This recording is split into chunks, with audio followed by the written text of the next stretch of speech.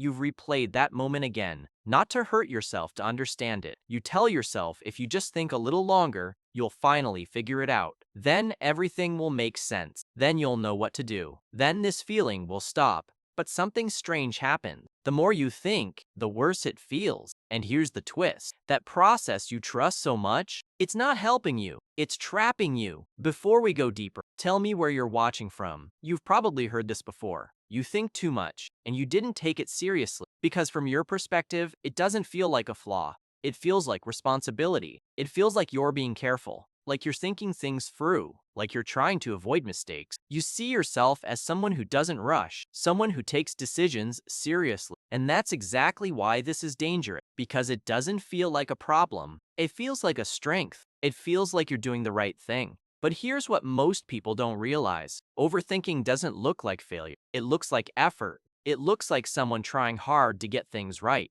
But effort alone doesn't guarantee clarity. Sometimes it creates confusion, because when you think too much, you don't just analyze, you overanalyze. You question things that didn't need question. You create doubts where none existed. And slowly what felt like careful thinking turns into hesitation. Then hesitation turns into inaction. And before you realize it, you're stuck. Not because you didn't think enough, but because you thought too much. Overthinking doesn't look like chaos. It looks normal. It looks like staring at your phone, rewriting the same message again and again. It looks like sitting in silence, replaying a conversation from earlier. It looks like lying in bed at night, unable to switch your mind off. Nothing dramatic, just constant mental noise. And here's the part that changes everything. That thing you call thinking it through is not analysis. It's a loop. And loops don't produce answers. They produce more loops. You go over the same information again. You rearrange it slightly. You try a new angle. But you never leave the cycle. And here's the real question. Why does this keep happening?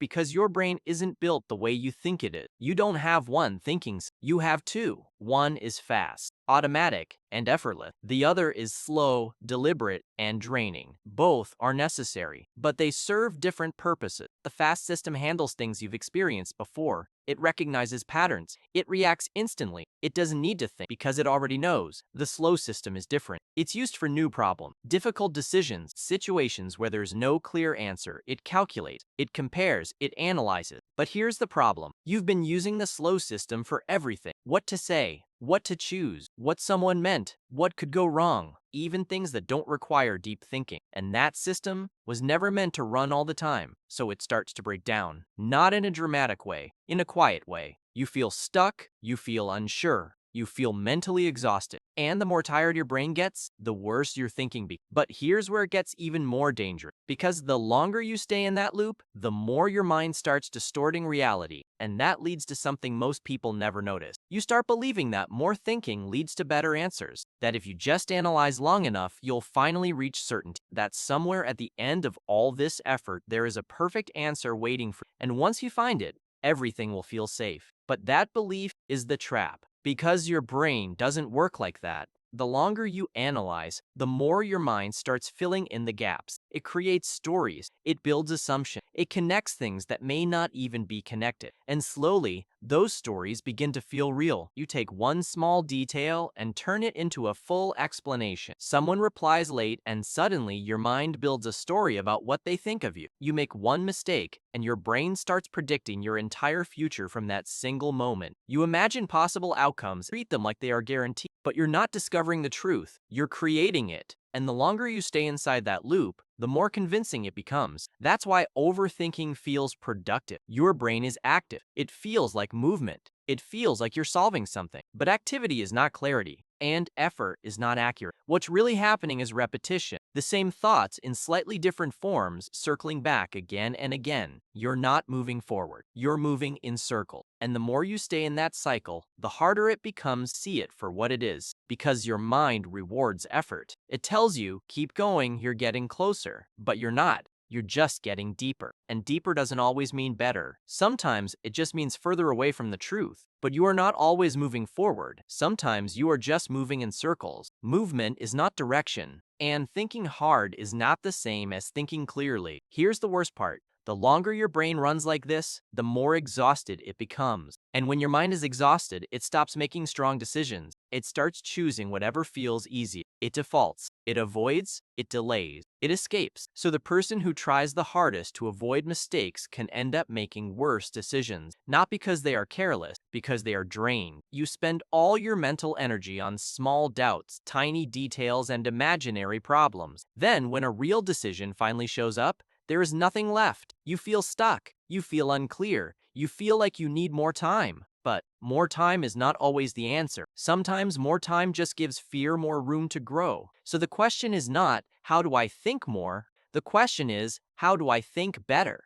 Because the solution is not to stop thinking. The solution is to use the right kind of thinking at the right time. Not every decision needs deep analysis. Some things are simple. Some things are familiar. Some things you already know. You just don't trust it. That quick answer that comes instantly, that feeling that says, this is probably the right move, that is not always random. Sometimes that is experience. Your brain has been collecting patterns your entire life, quietly, automatically, without effort. It remembers what worked. It remembers what hurt. It remembers what felt wrong before you had words for it. And when a situation is familiar, your mind can often see the answer faster than you can explain it, but you ignore it because it feels too easy, too fast, not serious. So you override it. You go back into analysis. You create complexity where none existed. And once again, you trap yourself in the loop. Here's the shift. You need to learn when to stop, not when you feel certain, because certainty may never come. You stop when you have given the decision enough time. Some choices deserve 5 minutes, some deserve 30, some deserve 1 day,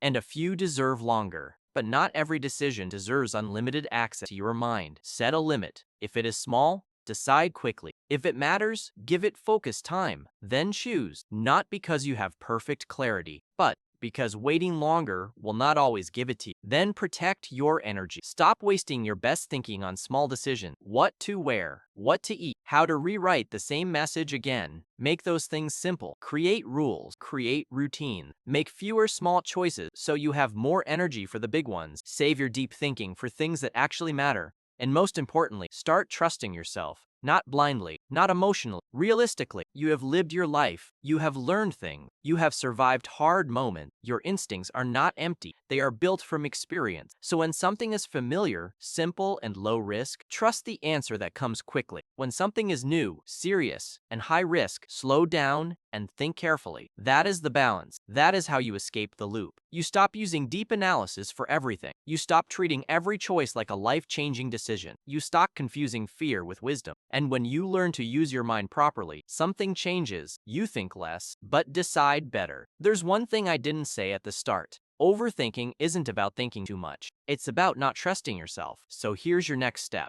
Watch this video next. It will show you exactly how to break the loop and finally take control. Start now.